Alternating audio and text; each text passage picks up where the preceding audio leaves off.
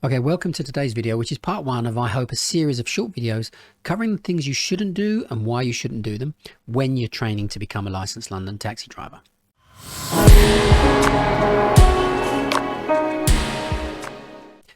So start at the beginning. When you start the knowledge and start doing the runs, you may hear people say they're doing the knowledge the whiz-end way, or they're doing the dumbbell way. And it's going to be expressed as if there are choices, and it's all about the preferences of those choices. And that choice is that you should do the points in the quarter-mile radius at the same time as doing the runs, or should you leave the points until the runs are finished? And that's the first piece of smoke and mirror trickery you're going to be hit with. The reality is that there is not really a choice at all. It's really a case of doing the knowledge like a headless chicken, or understanding structure and the process of learning and memorizing. So you may have heard the expression that there is more than one way to skin a cat. The thing about that expression is it doesn't highlight the fact that there are some horrendously bad ways to skin a cat. So not all methods are equal or to be considered just an alternative. So you're going to say, if it's so bad, why do people even do it that way? So to understand that, let's look at the background of what arguments are used to make you think it's a good idea. And I'll take each one of those arguments apart.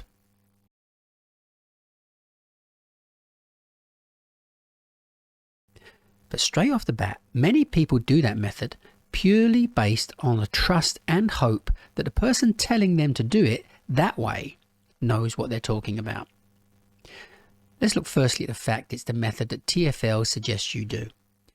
Why would they suggest you do it? Why did they come up with this method? So to understand something about this suggested method, it's been in place for a very long time.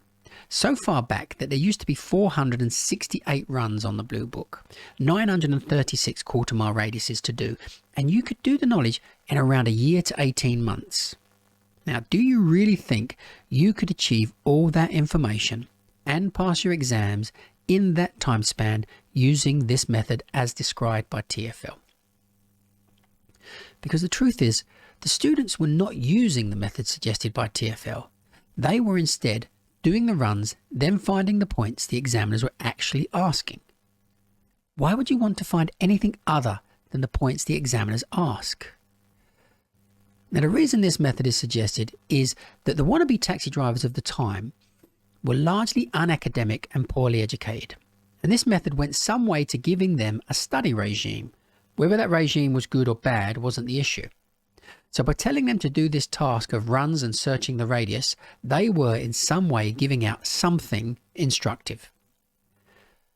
But another factor from this era is they did not need to know anywhere near the amount of places or the level of complexity of the routes that were necessary to be learned on the modern knowledge.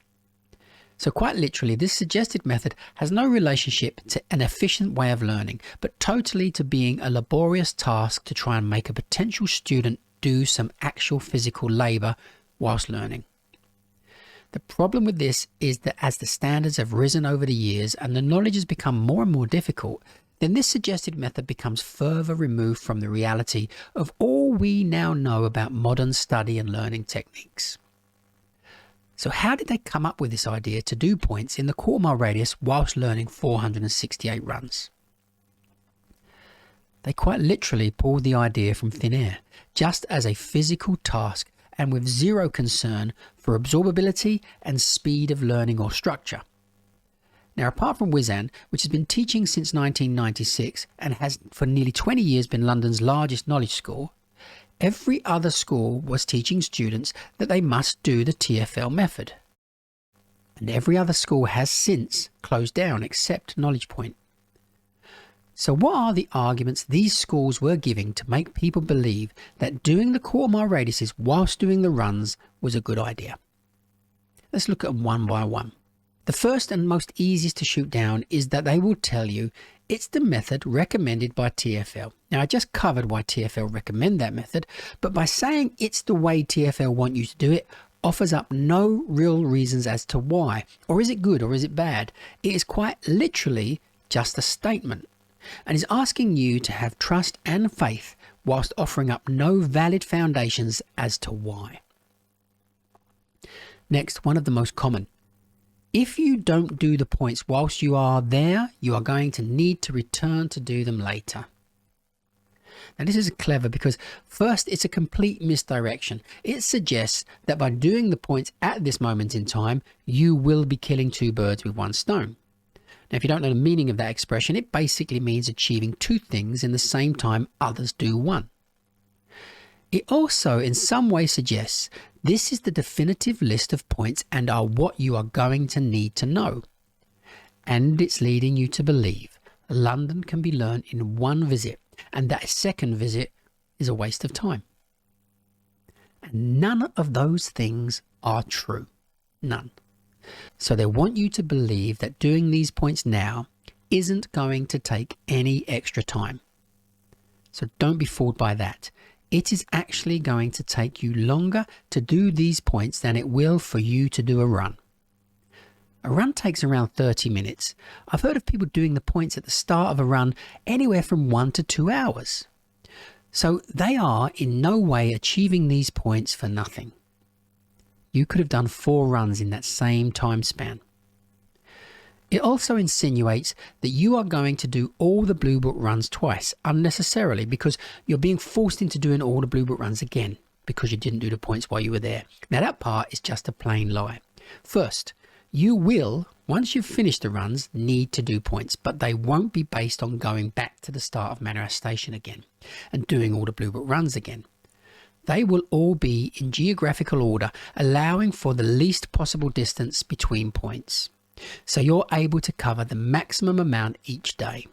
They will also be the right points, the points being asked currently, not from yesteryear.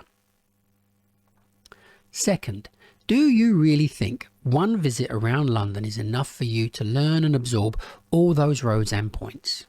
Because if it is possible for you, then you are an amazing and exceptional person, because I guarantee you are going to want to make more than 1 or 2 visits to most of these places to bring them to your workable memory. So highlighting the fact that you may need to return to areas as a negative, which is what they're going to do, insinuates that you will be able to learn all this in one visit, which is absurd. Another argument is that you will learn that area. And quite simply, this is another misdirection. Let's look at a few example maps. If you drove around this map of Squirrel Street, for example, pretty much everything in this map is never used or rarely used. And everything that is used or is important will be covered in one of the Blue Book runs you're about to do. I've highlighted the roads learned in the Blue Book in red, and the roads highlighted in blue are the extra roads you may learn afterwards. The rest is of no use to you and is an additional information you will try to take on that is going to additionally cloud your brain to the already huge bombardment of information you are trying to absorb. Let's take another map of Lower Richmond Road.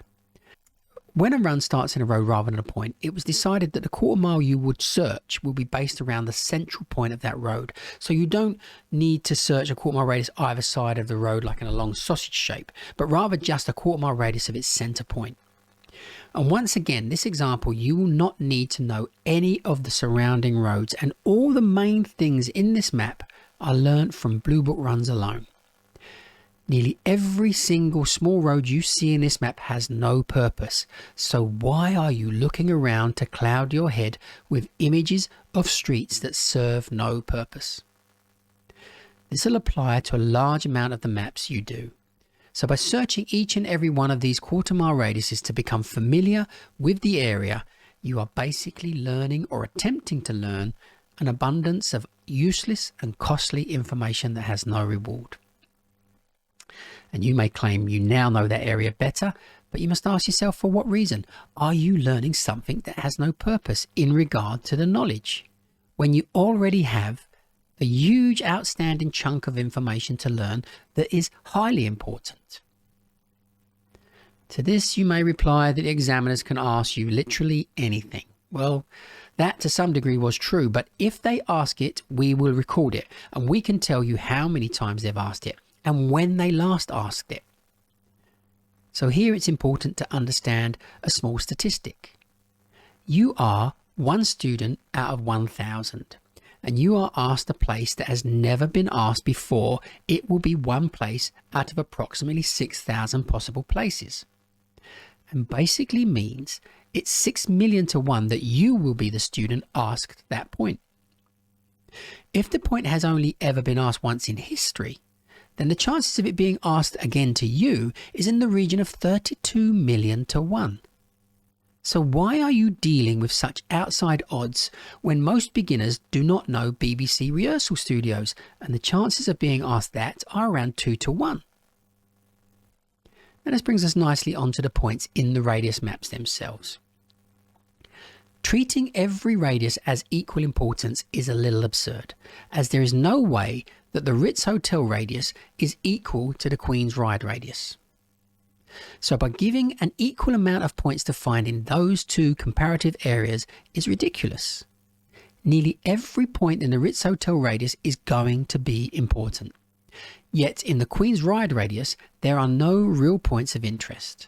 So you will find they have placed anything they can think of on that map to give you the 8 points they will suggest you find. You are now finding points that have never been asked or are rarely asked, yet you are only finding 8 points around the Ritz Hotel map when there are substantially more than 8 in that area. You are going to need to find around 6,000 points on the knowledge, and it needs to be the right 6,000 points. So if you have found more than that, then you have found a lot of waste. And if you've pointed all the points on your radius maps, then 50% of what you found is a waste of time and is hardly ever used. So you have found 50% of the wrong points. Now let's look at just one map, an easy map, Manor House Station. On this radius map in the Whiz and Radius app, we have 11 points of interest. When we look at this map, you can see the point's location and the amount of times it's been asked. You can tap the point once it's been visited and the point will flash and change colour to blue to say it's been visited. Next, you can just tap the revise button and say the location's name, tap the screen to see the point and see if you're correct and mark it accordingly. You can also do revision with the map. Tap the map button and now tap the map to show you know the point's location, rather than saying its location. Now that's all very good, but was it worth pointing all those 11 points?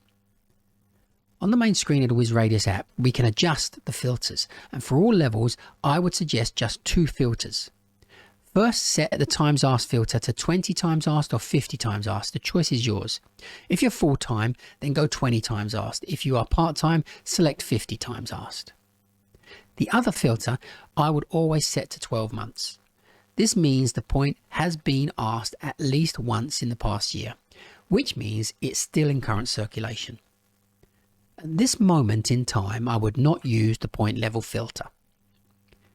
Now with those filters set, we return to the Manor House Station map and we can see that only 1 point has been asked in that area in the last year. So you are now finding 10 other points that have little to no immediate value. If you want to find them, then go ahead. You are now increasing your time on the knowledge. There will be around 3,000 points that will fall into the filter settings to be found. So why would you think it necessary to find points that have little to no reward when you are already 3,000 good ones to find? And finally, let's look at the real stats for the points on Manor House Station. Manor House Station is asked a lot and is asked often, but it is the start point of the run and can't really be considered pointing. Beyond that, only 3 other points have been asked in 2021. 5 points have not been asked for 5 to 10 years or have gone entirely. So a quick recap.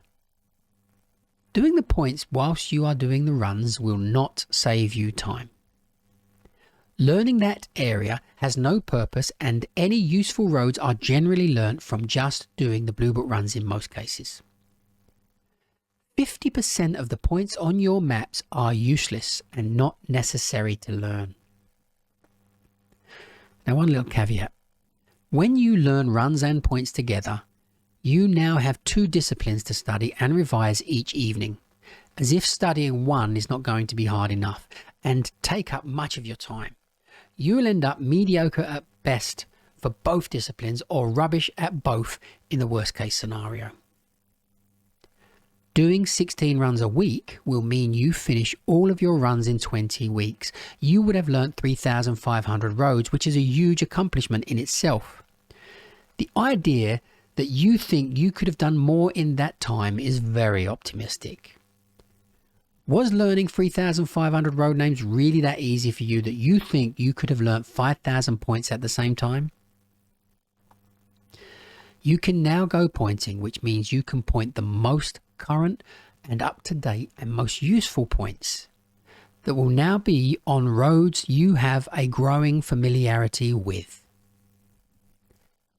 I think one psychological reason many of you may desire to do points and runs together is basically greed of information. You want to try and eat up everything with no regard of the sickness you are going to create for yourself. Be methodical. Take one job at a time. Be good at those jobs. And I look forward to seeing you out in your cabs very soon. Just want to take a couple of seconds to tell you about our new top quality badge holders and license holders. They are made from genuine leather and they are beautifully handcrafted and hand stitched. We currently have two color choices of graphite and Bordeaux. The license holder is laser printed with the Wizan logo and holds your license in the same style as a warrant card, and we're selling them for $14.49. The badge holder I redesigned. They are much better quality and design than the old version, which we still stock. The old version, which you can get for $4.99, and this new lay flat design is $11.99. What's great about it is it doesn't twist on your chest but lays flat due to the folded leather and rivet design we've made. The leather string comes with an adjustable leather slider to give you the perfect length for your preference. And the first 10 people to use the promo code WizAndLeather, which is on the screen now, will get a 20% discount.